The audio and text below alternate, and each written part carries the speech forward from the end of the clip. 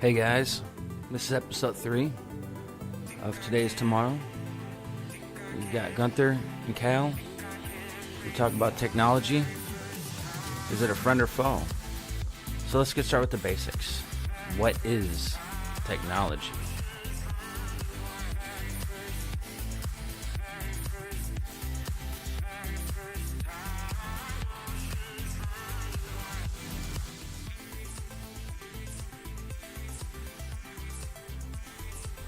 Hey Guenther, good to be with you again today. Ladies and gentlemen, this is Kal. So what is technology? I actually had to look this up. I tried to come up with my own definition, but was falling short. So technology is the use of scientific knowledge for practical purposes or applications, whether in industry or in everyday lives. So basically, whenever we use our scientific knowledge to achieve some specific purpose, we're using technology. So technology usually involves some specific piece of equipment. You know, we invent some sort of apparatus to improve the quality of our lives and make it easier. So equipment can be really simple or just extremely complex. Like, technically, the wheel is technology by definition. But you know, on the more complex side, you know, I think when we think technology, we might think of like CERN's Large Hadron Collider, or the everyday smartphones we use. I think technology is a lot of things. It's in 90% of the stuff we use, I almost believe. I think that technology is, if we didn't have technology, we'd be confused right now. If it all went away, like an EMP went off, I think we'd really suffer. Aren't there other categories of technology? So yeah, there are. In my research, I actually found out there are 6 types of technology, and it better illustrates, how technology is incorporated into our lives in the various different ways. So those different ways are the first category of technology is construction, which is simply the design and development of new buildings and structures. So, we went from mud huts to now we've got skyscrapers. But how would you say that that's technology?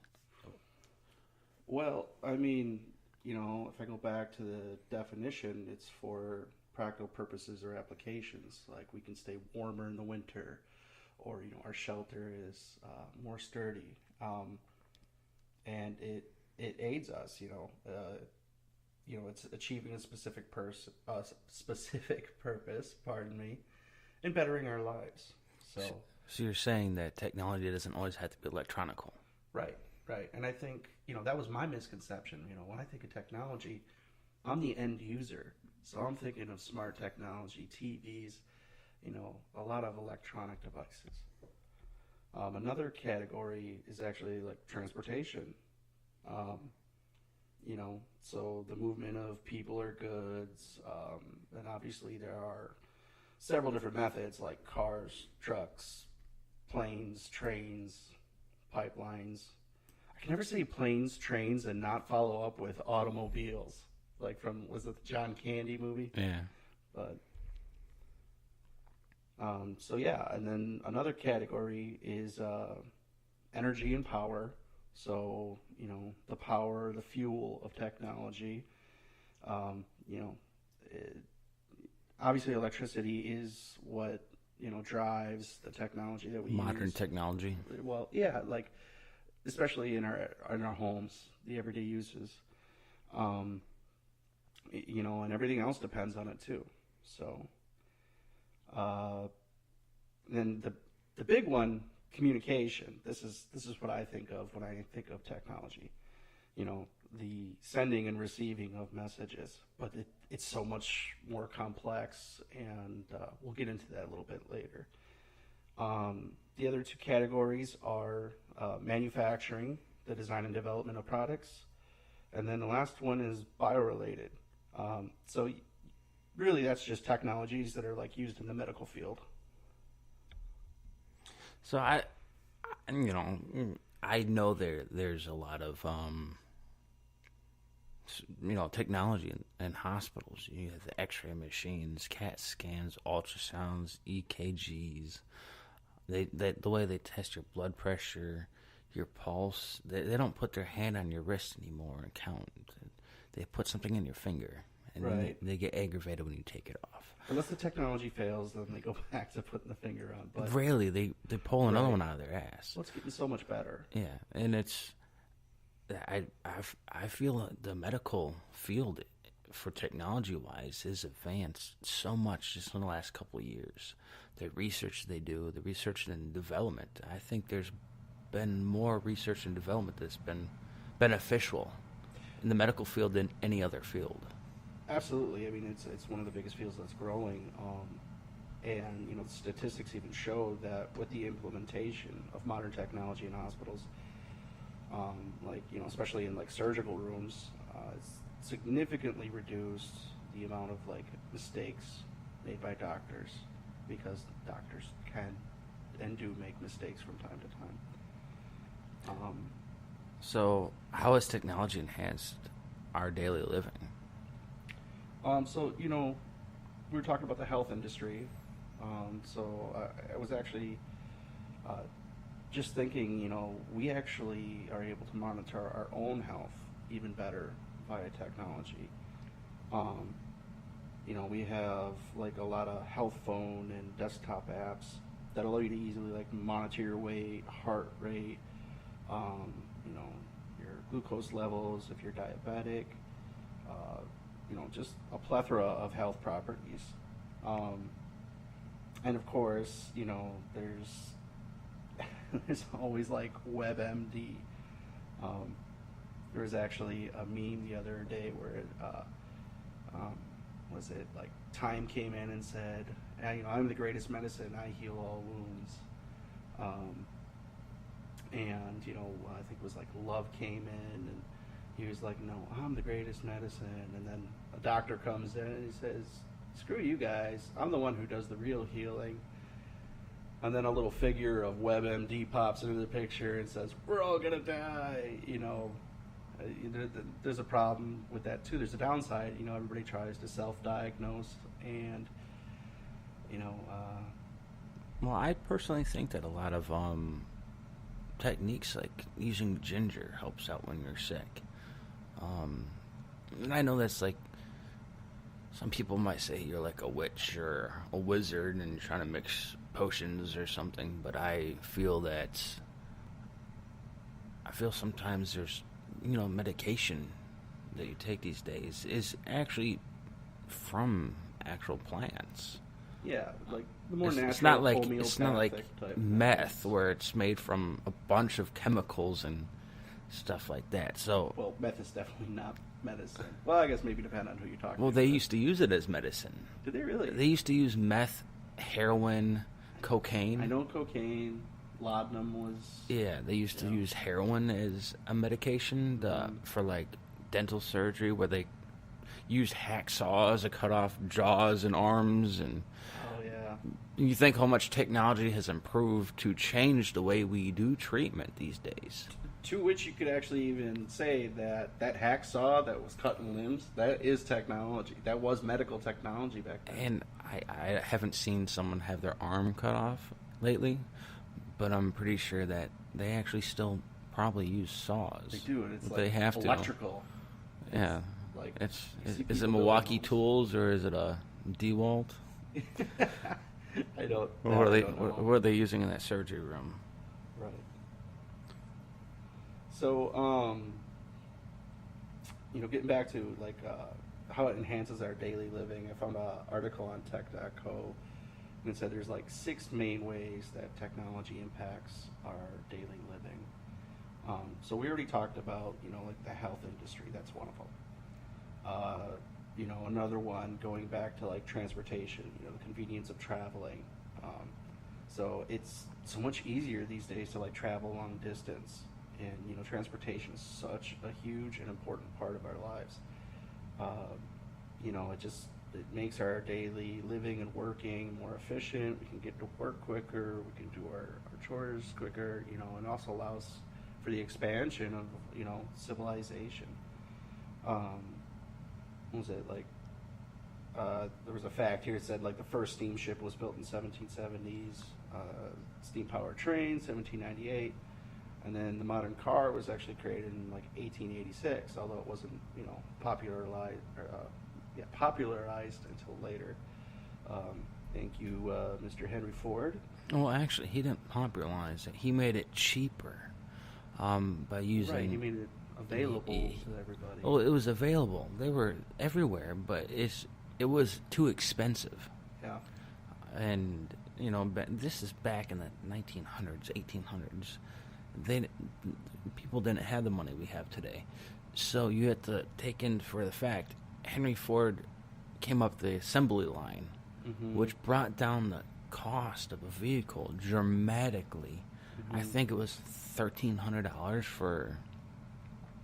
I don't know what model it was. I'm not a crazy old school car person like back then, but that's technology too. If you think about it, the assembly line, which he brought down the cost, which I can only imagine how horse and buggy.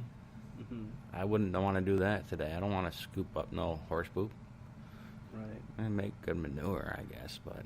Right, with the middle class kind of riding the wave of the Industrial Revolution, absolutely. Actually, it was really interesting. I think it was in a college course. We were taking a tour of downtown Milwaukee, and actually one of the folks had said that in the late 1800s, early 1900s, before cars were really popular, that they had really strict rules on cars in cities because it would spook the horses. They were really loud and they were really dirty, and yeah, so I thought that was something that was really interesting.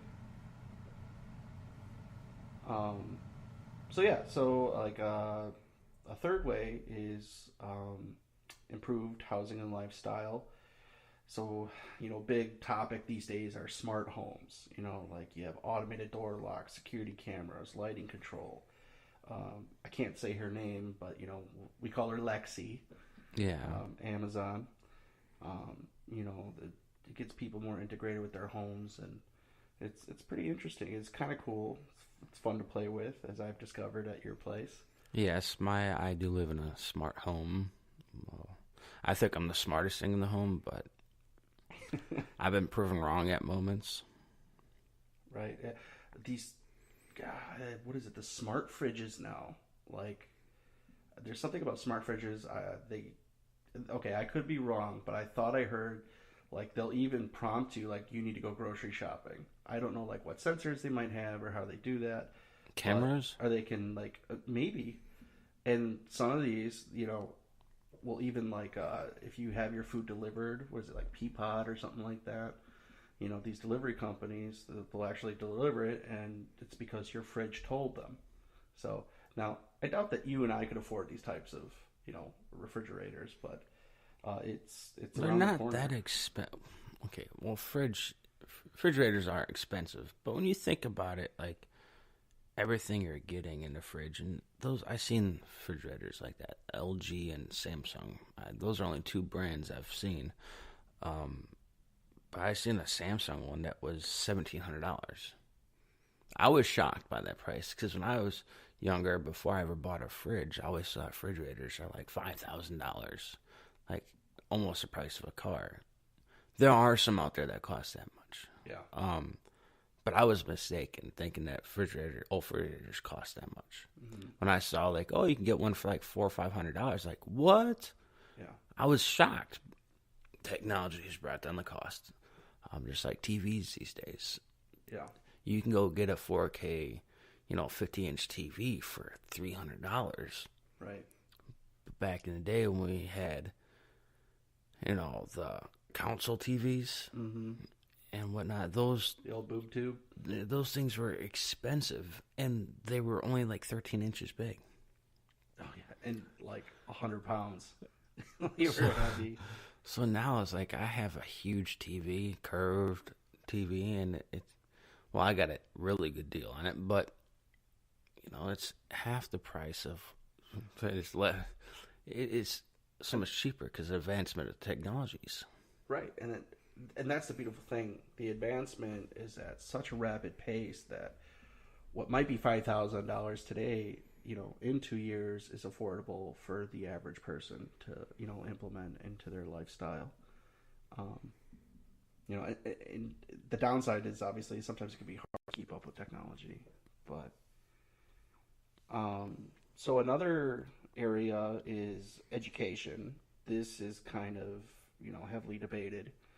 But for all intents and purposes, technology has, at the very least, expanded access to education, and I mean that for like every age. Access to the internet.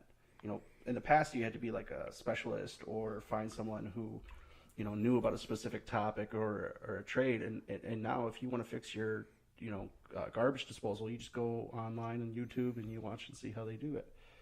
So, but obviously they are incorporating technology into the schools as well. Some students have iPads and they use them in the classroom, constructively, with the teacher's assistants and lesson plans, implementing that technology. Smart boards, are used to share visual lessons, presentations, so on and so forth. And technologies, I won't go into it really in depth, but college, it's really changed how you learn in college too. When I was in college, my last time I was in college, there was half our books were all digital books. Like you don't go to the bookstore at school and buy the book. Mm-hmm. You spend $400 on some digital book that I still argue the fact, why does this book cost this much? But our books were online. Our assignments, everything was all done online, mm-hmm. which was annoying. I want the old school environment. Have a book. I want to draw pictures in the book. So when I sell it, and then someone gets the book next after me, and they get a good giggle. And sometimes people, if you bought like a used book, like people write down the answers. Yeah. So it's like, turn to page, blah, blah, blah. And so that's one thing I really enjoyed about the old school environment. But now even having having a 2-year-old, he has one of the Amazon tablets, mm-hmm. and that kid knows how to work. I know a lot about technology. My wife works with technology. That's what I do. My son knows more about this Amazon tablet than I do. I'm trying to find let's play that, and then he found it already. Mm-hmm. He's 2. Well, you know how they say children are better at learning languages than adults, and in a sense, technology is a language. Yeah, I wish I could find out who taught him the word no. Probably Lexi.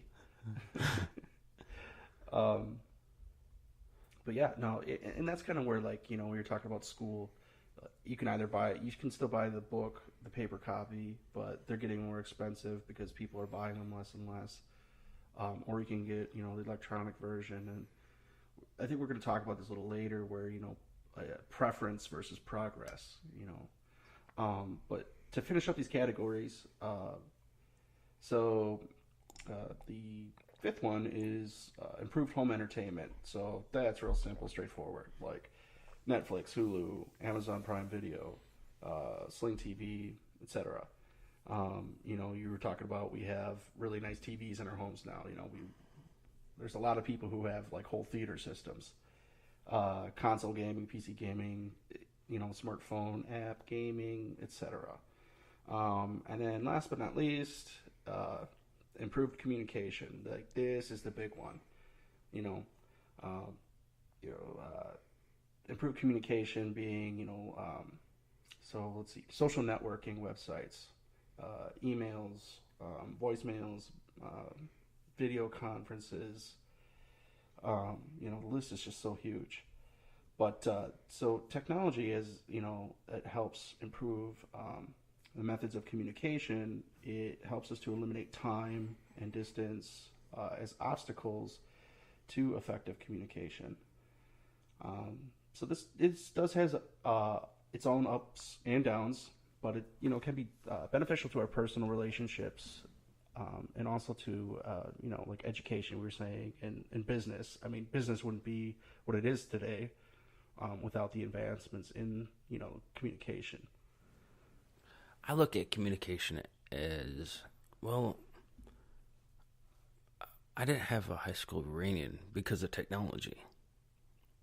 We didn't do it because of Facebook. Everybody keeps in touch on Facebook, so why spend all this money and get together at a location when you could just check up on each other on Facebook?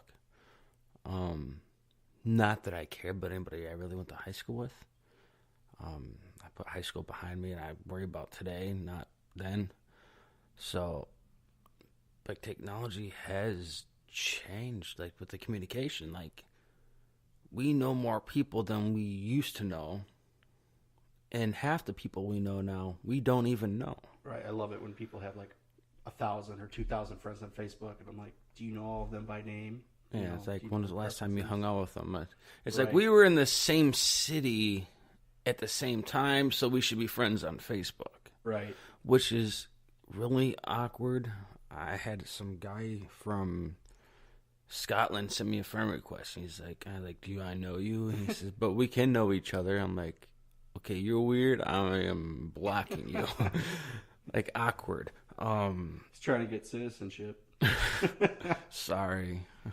I know the government has approved that, but it's just that social media has changed our way we look at things, and I don't know. I think we should back off it a little bit. Yeah, it's these devices are tools, and there needs to be a balance. And I think we're going to get in depth in this, a little bit later in the show. But it's hard to say, what's too much, or maybe what's not enough. Like my buddy's mom, who just refused to get a cell phone, but if she's out in the winter roads and gets a flat tire, or there's some sort of emergency, she has no way to like contact emergency responders or friends and family to help out. So they're definitely resisting progress too much isn't healthy, but also there seems to be pitfalls as we become more and more advanced. Yeah.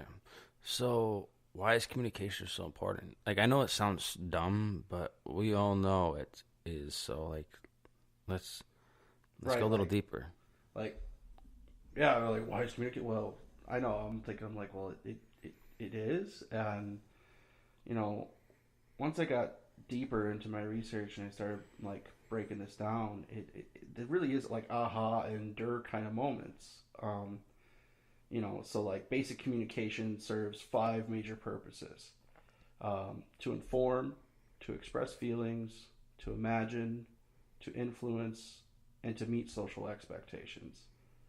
And as I list those, I'm sure everybody can come up with examples because it is so pervasive in our life.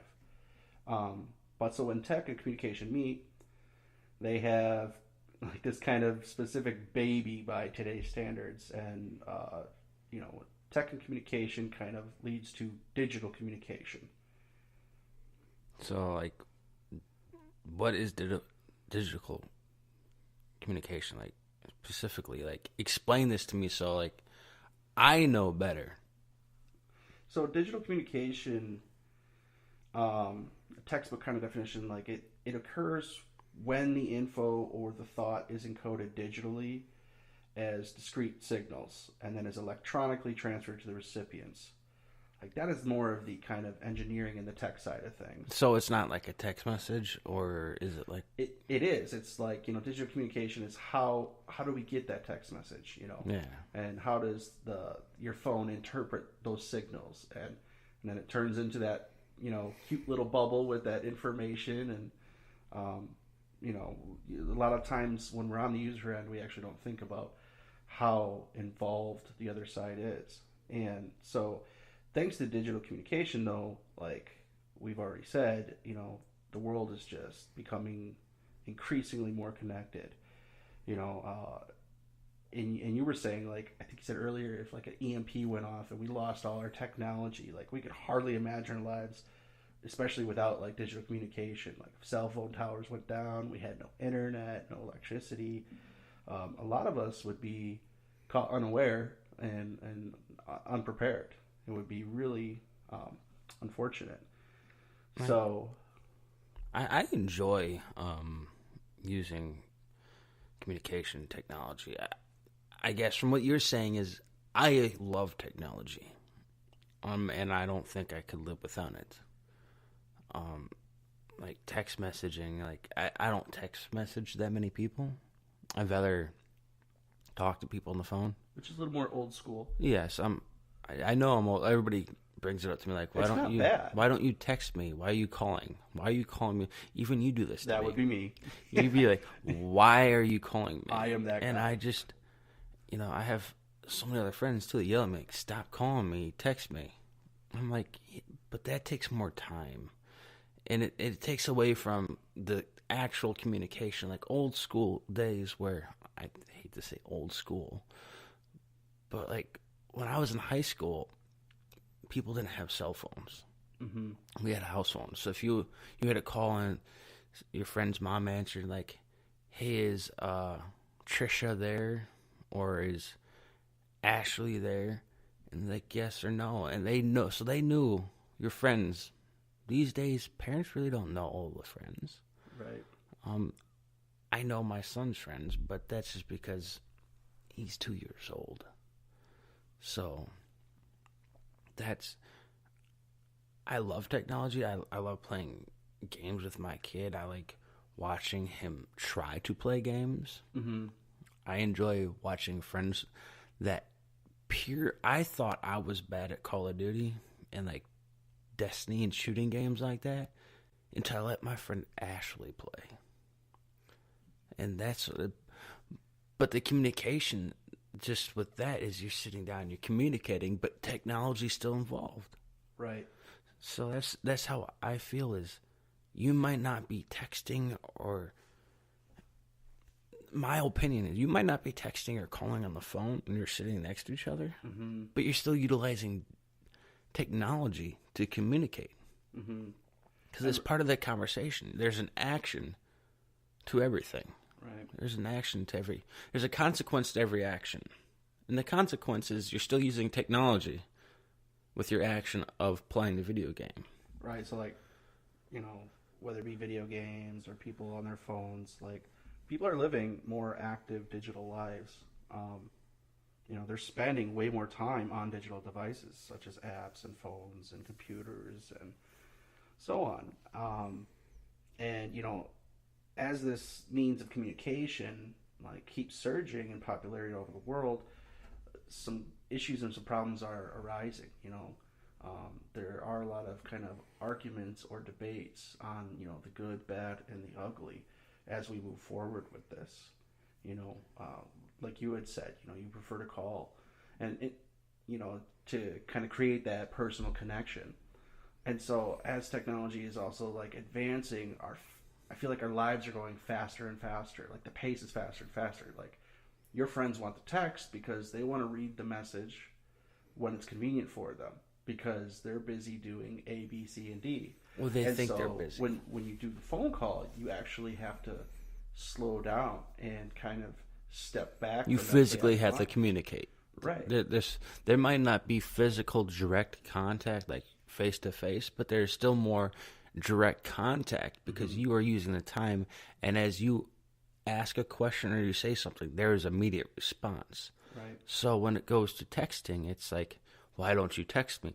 All right, so I'm going to write this 12-paragraph, thing, and I'm going to send it to you because you don't want to answer your phone. Mm-hmm. All I do is I take what I'm going to verbally say, and I put it in the words, and then everybody's like, you text too much. Yeah. Yeah. And so I'm doing what my age, like people my age that don't like the whole change. Mm-hmm. And I also was going in the military for 8 years, so I missed the whole transition to smartphones. So I came back. I'm like, what's that? And it's like a phone. I'm like, that looks like a pocket TV. So it's just the change that I missed out on. So I feel elderly people too. Like some are really hip and have like iPhones. Yeah, I do like when I see like the older generations like embrace progress and they move with They it. try. They Yeah. try. Like, how do you take a picture? Like, oh. Yeah. So it's fun. The video games have changed so much. I try to play Fortnite with my niece. That was a nightmare. Yeah, I didn't even know what that was until like I moved in with my younger brother. I was like, what is this? It's like only probably one of the hottest games right now. It's a nightmare. Like, I can't control that many buttons at once. I said, get me an NES. I'll school you. I say 2 buttons and a D-pad is all I need. I just need to move Mario back, forth, up and down, and spit my fireballs. That's all I need. It's like video games have changed with the technology we have, which is outrageous. Like, I played VR and wow, like that is some real life stuff. But like, you can't. That's an experience you actually can't describe. It's so hard to market VR. You really have to experience it. yeah, and not like the phone VR. Like the Right. phone No. VR, it's cool and all, but like when you are in some VR, virtual reality is not cheap. If you want to have a really, really beyond amazing experience, it takes money. You're probably looking at anywhere from like what $1,000 to $1,500. Just if you have the computer-wise. computer. Yeah. If you have the computer, that's in addition to. Yeah. So you're probably looking, if you're starting from scratch, probably around $2,500, $3,000. Man, technology is money. You find modern technology. That's what I want to go off. Is modern technology. The wheel. It's technically, scientifically modern technology. Even though it's been around for thousands of years. It's modern time. The world's been around for millions of years. So, you know. Depends on who you ask, but I get what you're saying. Yeah. So, I'll be the smart ass. I apologize. usually I'm the wise one. Like, the internet. I remember the internet. How much the internet has changed since I was in high school. It's... Thank God we don't ever have to listen to that dial-up tone again. Right? Or Ask Jeeves. Yeah, like, yeah. Yeah, they all disappeared after the .com bust. Yeah. And everything switched. And then the Google empire began. Like, I remember internet cafes. They were everywhere. Like, there would be one and they start popping up. I was in high school when this is happening. I'm like, this is really cool. And then, so I enjoyed the internet. The internet has changed things, too. Not to be perverted or anything, but the internet has changed pornography. Mm-hmm. Like, yeah.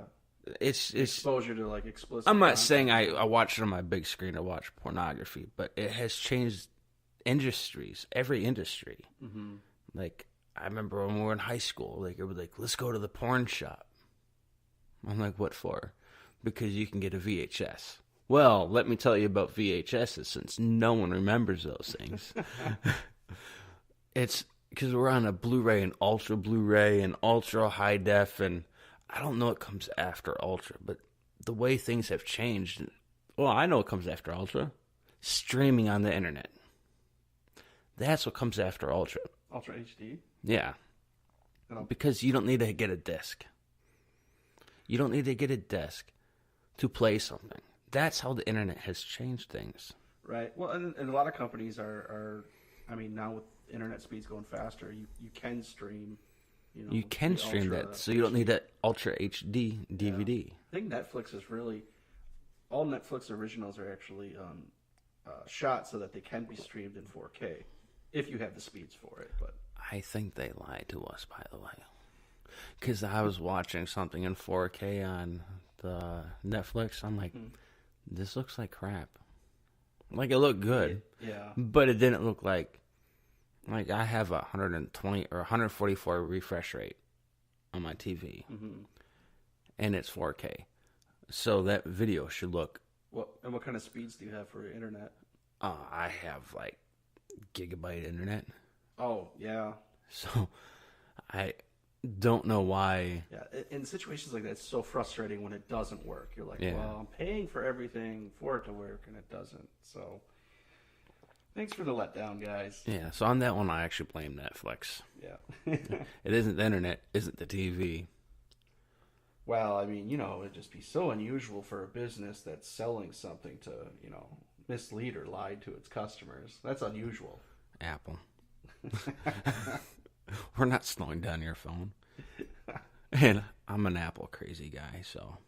There you are. So that's coming You are from a big fruit. That's what I call you, apple freaks. Bunch of fruits. Yeah, I love my Apple. But hey, I love Microsoft as well. Mm-hmm. I don't do Android. I don't like Google. I just don't. They use your information. Technology. They use your information to make a profit. I don't like that. The other two companies, well, Apple doesn't at all. They don't take your information. Yeah.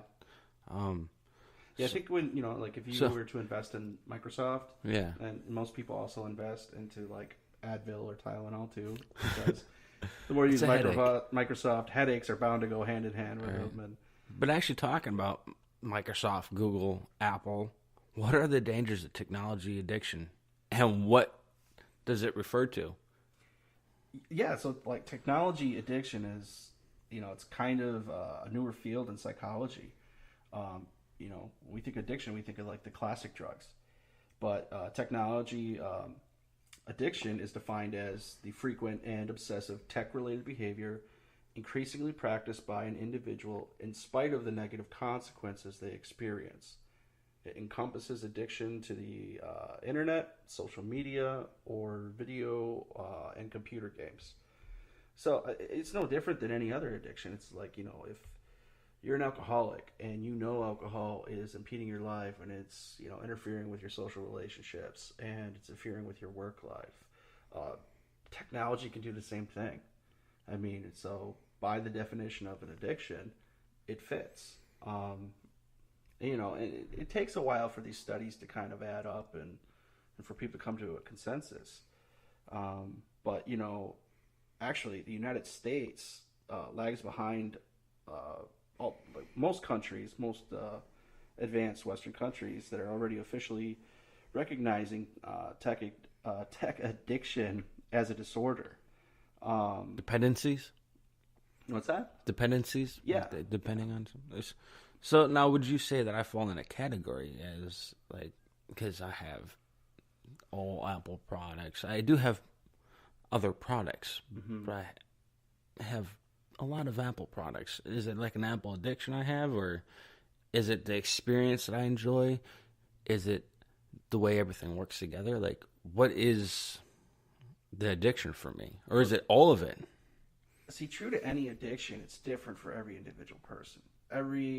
Everybody has their own different levels of tolerances. Like, when you try to unplug by, making the extra effort to make a phone call, or the other night, like, we actually had an old school dinner at the table, set the table, no TV, no distractions, conversation, like, so I think when people make an attempt to unplug and slow down a little bit, it kind of counterbalances it.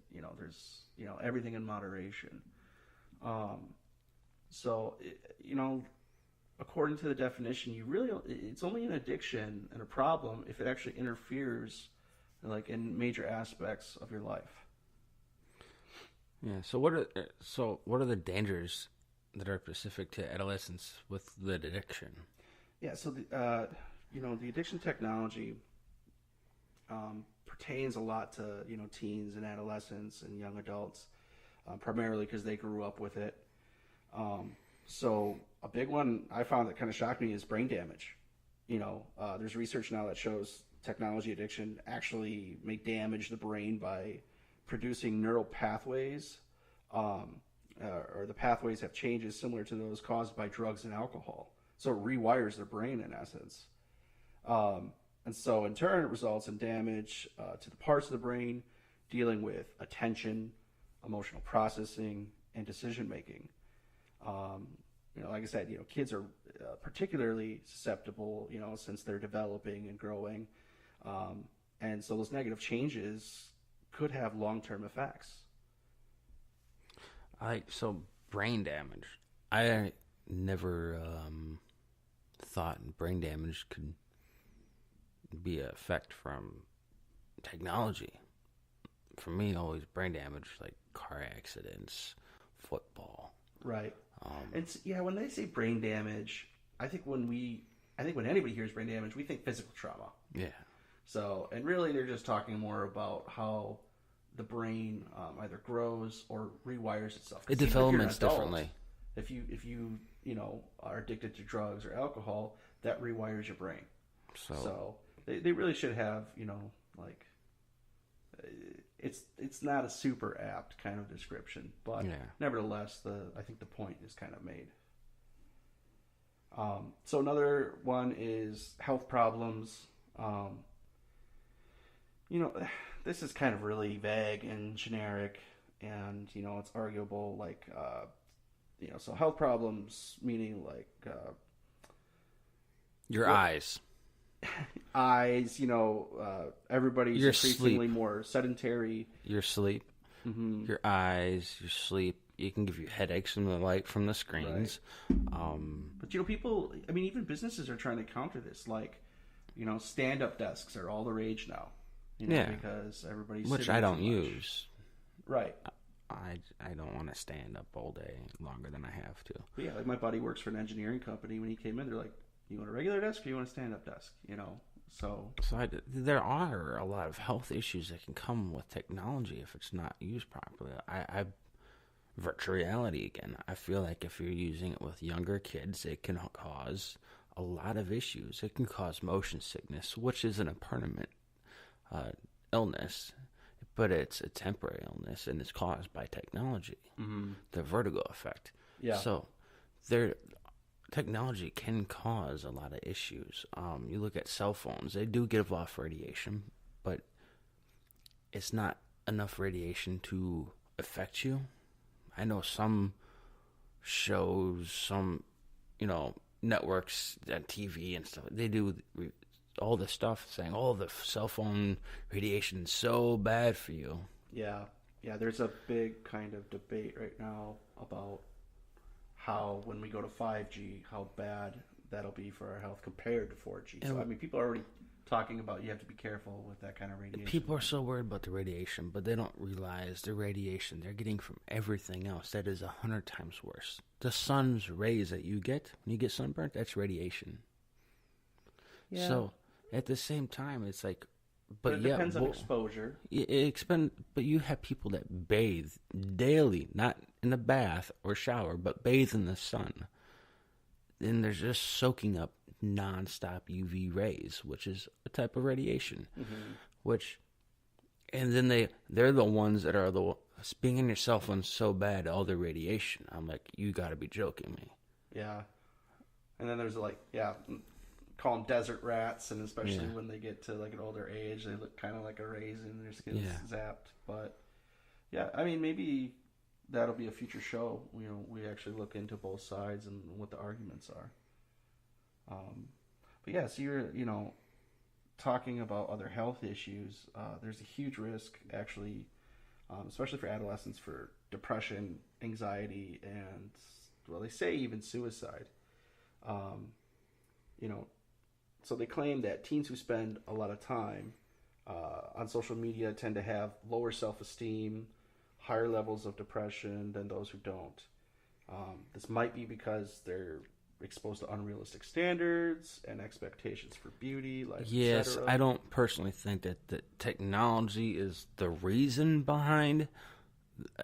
Like I said, I'm not a doctor. No, it's a tool. But I don't think it's the reason why people get depressed, commit suicide, have anxiety. I don't think it's the reason, but I think it's the product that's in between the people, that it's a communication device which people are reading things off of or seeing videos off of, and they realize that their life is not up to par as everybody else's, or they're not as happy, or they don't have nice toys as everybody else. Like some families can't, some people can't afford iPhone XS's.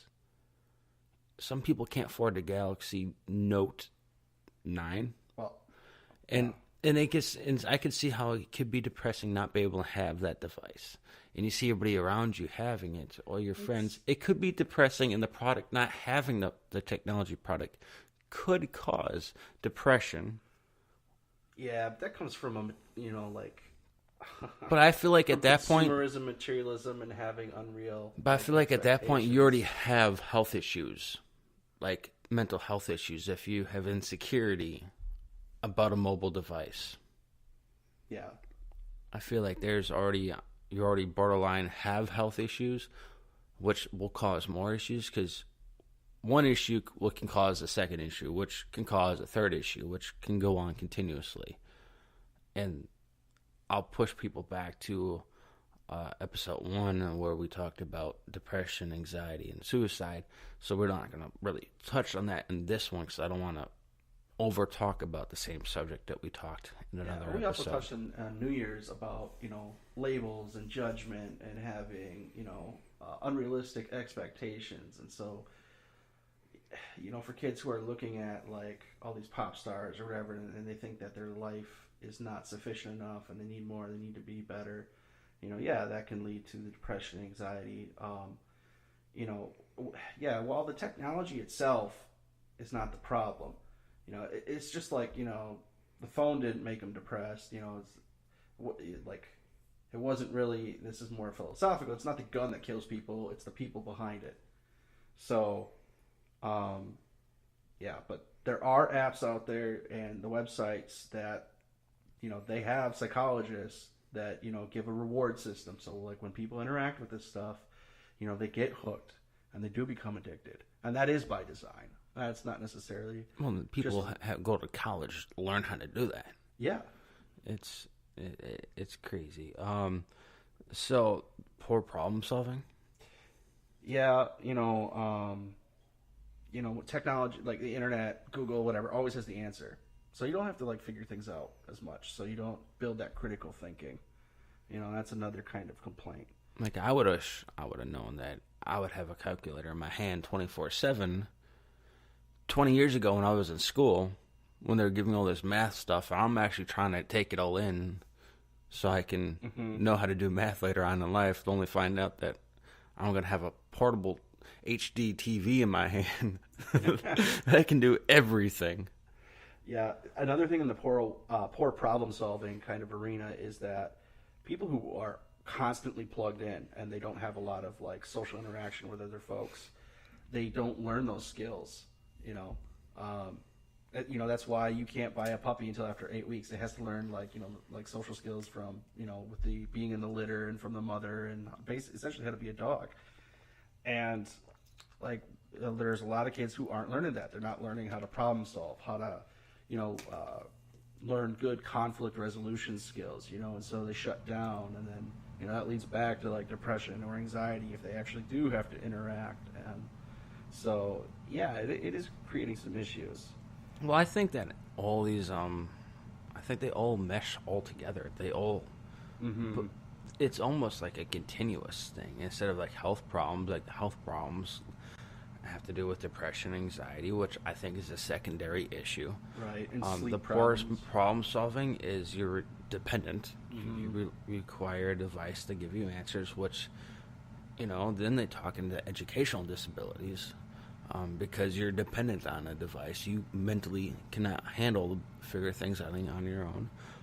And then the lower emotional IQ, it's talking about social media and how you don't feel like you're good enough, or you're not smart enough, or you don't understand because you rely on a device.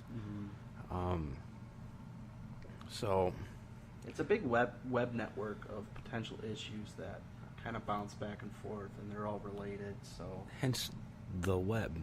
Everything's intertwined. right. The interwebs. I love the interwebs, but I don't like spiders. So glad there's no internet browser called Spider. There probably is. Sleep problems. Yeah, so they're actually starting to kind of counteract this, but the blue light. Apple. I must say this. Yeah. Apple has done it where they have the timer on your phone, so you can time how long you can use an app. Mm-hmm. You can time how long you use the app, how long you've been on your phone, how many active minutes, how many active hours you've been on your phone, and then it'll close it out. Because at night, what people do is they sit in bed and they play on their phone. Right. Well, if you already spent your 1 hour in social media apps, it doesn't let you open them. Okay. So They also switch the light levels too. Yeah. So like the blue light. You can change it. So at 7 o'clock in the morning, the blue light comes back on and the ambient light goes away. Yeah. So for listeners who may not know, the body actually interprets blue light given off by electronics as daylight. So it sends signals to the brain to basically wake up or stay up. It's still daylight, and so it really messes with your circadian rhythm. And that's why if you're playing on your phone or even watching like TV, like. And TVs even have that option built in now. Yeah. Where you can turn off the blue light and you can make it ambient lighting, and it's not just a power saving mode, because it is. It's actually for your health, and that's why so many people are doing this. I know my iPad Pro does this. My Surface laptop and Surface Pro, they do it. My iPhone does it. So. Yeah, and that affects everybody. Not just kids. I know that I was having some sleep issues, and and especially when I was struggling with depression, it made it worse. Like, then I was, being deprived, and my sleep schedule would get totally screwed up. And you said earlier how you really like how the lights in my house, I can dim down and I like keep them lower because it's mellow, it's relaxing, it's calming, and it actually helped me out with sleep. Yeah. Except last night, because everybody in the world wanted to text me and tell me Happy New Year's. And on iPhones, I don't know if it's just my iPhone or everybody else's, but when I opened up that message that said Happy New Year, the screen went black and fireworks started firing off on my screen. I'm like, oh my God, I'm trying to sleep. Yeah. Whether you ask for it or not, right? I had no choice. I can't close it out. Yeah. So that's how technology can be pervasive in our lives. So all you that told me Happy New Year's, screw you.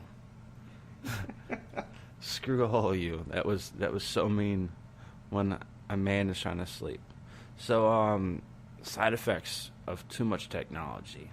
I think we actually kind of touched on that a little bit. We did. It starts to get a little redundant, but it does. It can affect everybody now. I think our generation is great. Like, we're kind of at the pivot point. We know it, but we don't depend on it. We also still we kind of grew up before that real big digital push. Yeah. We kind of grew up while incorporating our lives. Our parents were still like, no, you're going to do it the old way, One thing I think with the best thing, trying to explain to my niece, and I think this is the best description, we were in the generation of 8-bit video games. Yeah. But we're also still in that generation of Xbox 360. Right. So we've seen how far stuff has come. Right. Well, but we don't put expectations over the roof. Right. And, kids these days, all they're going to know is really good graphics. Mm-hmm. They're going to assume really good graphics. They're going to think that when you play video games, pay to play is a thing because they grew up with it. Mm-hmm. When we bought a game when we were a kid, or a parent bought the game, we bought the game, we had the game. Yep. Nowadays, you buy the game, you spend another $60, and you still don't have the whole game. Mm-hmm. And the kids are going to be so used to technology how it's changed. And understand it's a business. Right. Technology is a business. And the forefront of a business is making a profit. Right. So how technology is used to make a profit, it also causes us to spend more money that we don't have. Yeah. Some people don't have all this money. And I feel like the side effect of too much technology is there's people out there that they need to have everything. Yeah. Or they get one thing, but that video game that kids play, like Fortnite. Right. My friend's got his kid a $150 gift card for Fortnite. Yeah. Fortnite's a free download. What? Why? I said, why? And I was at Walmart getting my Target. Target getting my son diaper or pull-ups, but and a lady was buying her grandson a PlayStation 4 and Fortnite. I mean, why are you buying Fortnite? Well, we've seen that switch in gaming, the gaming world, and the way they market and sell it now. I mean, it used to be you paid a flat price and you got all the content, and then if downloads came out, you already paid for that. Well, it's like music these days. It's like music these days too. Like, remember when you used to buy a CD? Mm-hmm. You got all the music. Now you can buy songs individually, but if you buy them individually, there's like 3 songs that you don't get. Yeah. But then now there's Spotify, Apple Music, Google Music. There's all these different ways. We get what we want, but in the end, we're hurting someone else. Yeah. Someone's always getting hurt. The side effects. Someone's always going to get hurt from technology. Well, right. Maybe not. It's not even the technology. You know, it comes out. It's invented with the best intentions. You know, and I hate to say it, but humans muck it up. There's always like a light side and a dark side to everything. You know, and unfortunately, we're seeing that. You know, in this subject. So it stinks, but you know, it comes down to, you know, self-education, you know, learning about what is a healthy lifestyle and balance, and yet at the same time being able to make your life easier.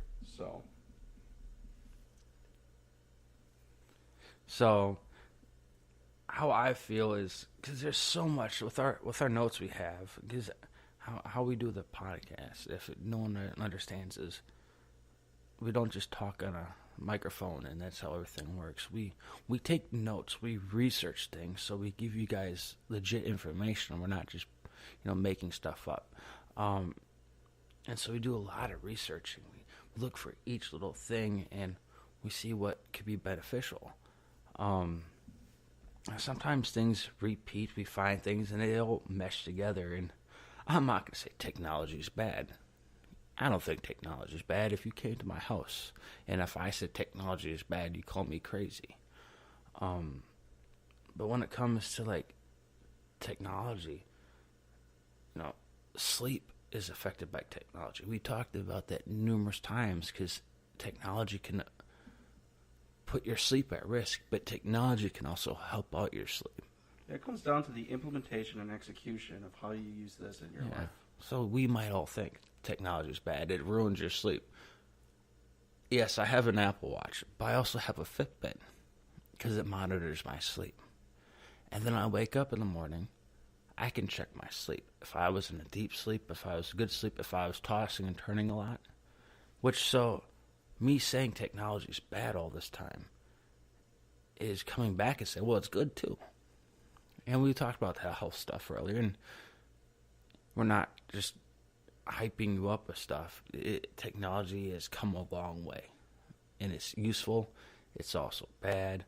It's cool. Like you look at Tesla cars, take your hands off the wheel and go down the road. I don't drive around me doing that, please. But I still trust 10 and 2. But that's my opinion. I just feel like we have notes about how technology can ruin your sleep, but we didn't find so many notes about how technology can advance and help you out. And that's where I want to come in and say, like, my Fitbit. It's a fitness thing. A lot of people, like, get them and, like, oh, it's a new year. Like, yes, you know, we talked about the last podcast, but it helps out with sleep. There's some... Yeah, we did. I mean, we did talk about this a little bit in the beginning. So it can help out a lot of this stuff. It really does boil down to personal preference, you know, mindfulness, discipline, and, you know, like what your goals and what your values are. Yeah. You know, but again, you know, the only time it's bad is if it's working against you. If it takes away the positivity in life. Right. If it's working against your goals and your, you know, your well-being and your happiness, then it's an issue. And so when some people, whether it be kids or adults, can't turn it off, and then, you know, they get anxious or they get depressed or they get stressed out, That's where the problem is.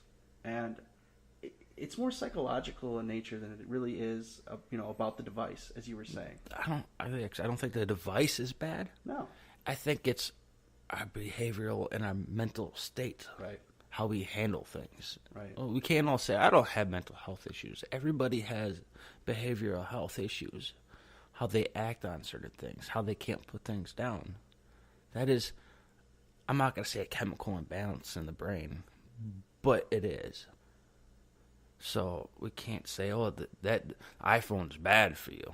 Yeah. That iPhone isn't going to hurt you. Well, there are small cases of like phones blowing up or catching fire, Samsungs. But that's not what I'm saying. Right. Because nothing's perfect. Besides my ego. My ego's pretty good. Oh my God. And my cooking. But I feel that we can't penalize technology all the time. So that's how I feel. So Kel, do you have any takeaways on this? Yeah, I guess I would just reiterate that, technology is great. I love it. I'm still trying to catch up every day.